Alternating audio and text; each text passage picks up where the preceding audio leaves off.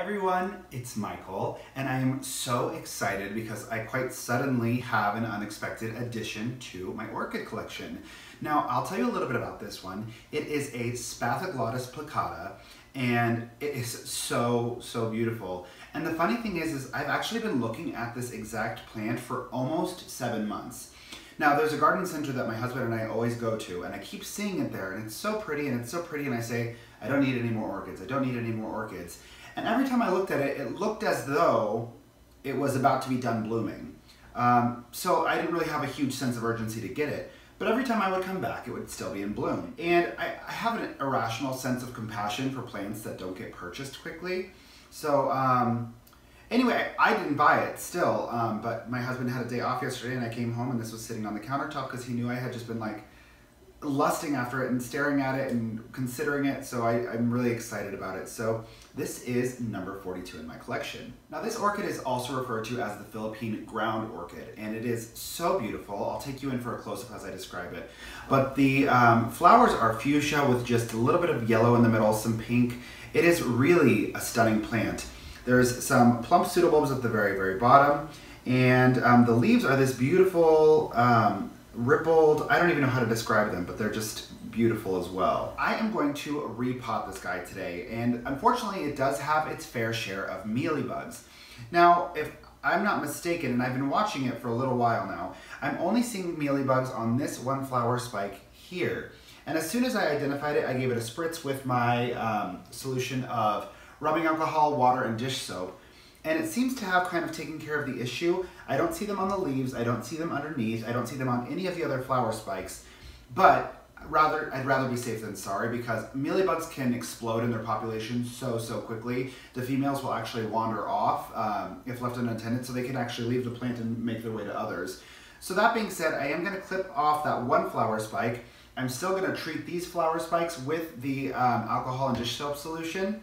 I'm going to give the plant a good rinse, get it repotted, and just keep a really watchful eye on it. So without further ado, let's get started. The first step is, as always, I'm going to fill this up with some tap water and give this plant a good soak.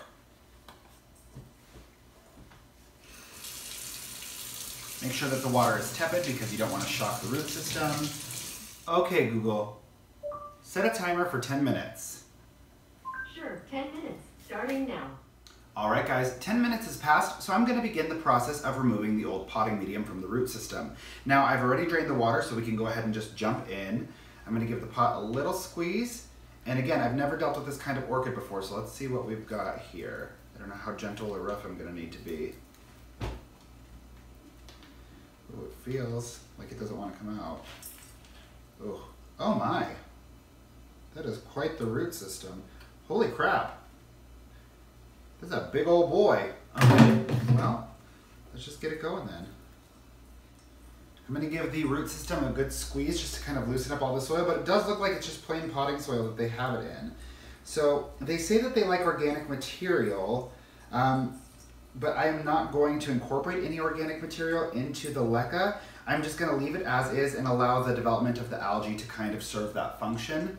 I'm told that these aren't terribly fussy plants and that they do well, so we'll see if that's true or if I'm being misguided into not doing the best thing for this plant.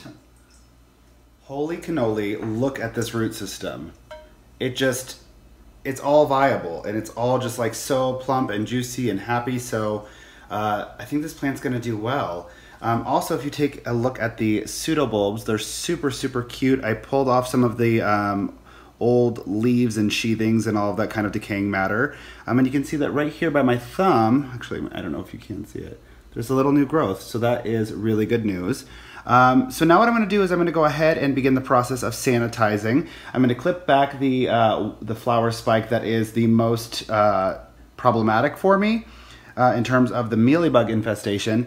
And then what I'm going to do is spray the root system down with hydrogen peroxide, and I'm going to spray all of the leaves and all of the flowers with my solution of rubbing alcohol, water, and dish soap. So let's go ahead and get started. So I do have my clipping tools sanitized in 70% isopropyl alcohol. I'm going to go ahead and give that one flower spike a snip. Oh, it makes me so sad to do it too. But you know what? The wellness of the plant is more important. So Sorry, little bud.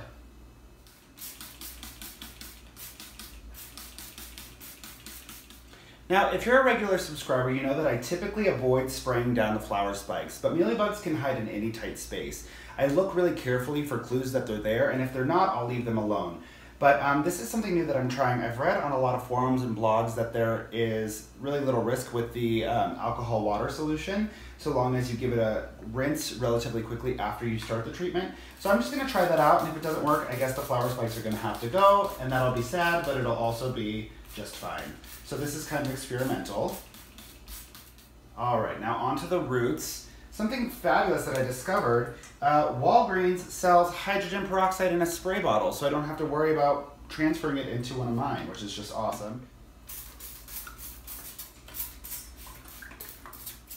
All right, now that I've got everything treated, I'm gonna go ahead and set a timer for 10 minutes before I give the entire plant a good rinse. Okay, Google, set a timer for 10 minutes. Sure, 10 minutes, and we're starting now. All right, guys, 10 minutes is up, so I've gone ahead and given the entire plant a rinse. The leaves, the flower spikes, the roots, everything. And now I can begin the process of actually repotting. So this is the container I've selected. I've already pre-drilled it, but if you have any questions about how I select the container for each orchid that I'm repotting, I'll link the video below about selecting the right size container. But I have some pre-boiled and pre-soaked leca here. So I'm going to go ahead and I'm going to fill to where the drainage holes are.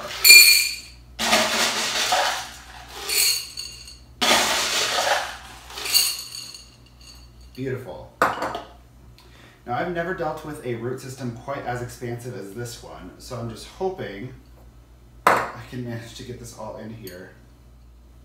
Okay, I'm going to have to try to ball this up a little bit, the way that I got it. There we are.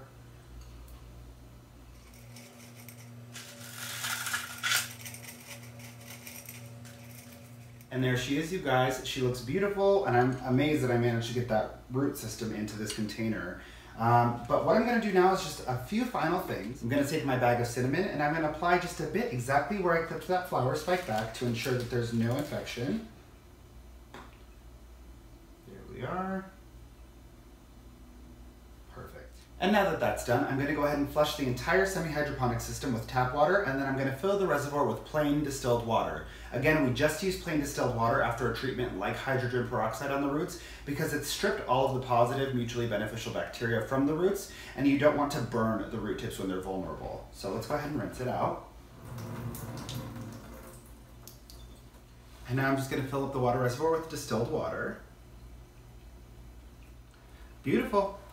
Now the last step in this entire process is to ensure really good airflow, especially because we just flooded the entire system with water, the flower spikes, the leaves, everything. I want to make sure that it has a good opportunity to dry out any of those critical areas. So I've got my handy dandy little fan here. I'm going to go ahead and turn it on, and we will call that repot a wrap. Thank you guys so much for choosing to spend your time with me. If you have any questions, concerns, or feedback, please go ahead and leave it in the comment section below. I love you guys so much, and I hope you have a beautiful rest of your day. Mwah! Bye, guys.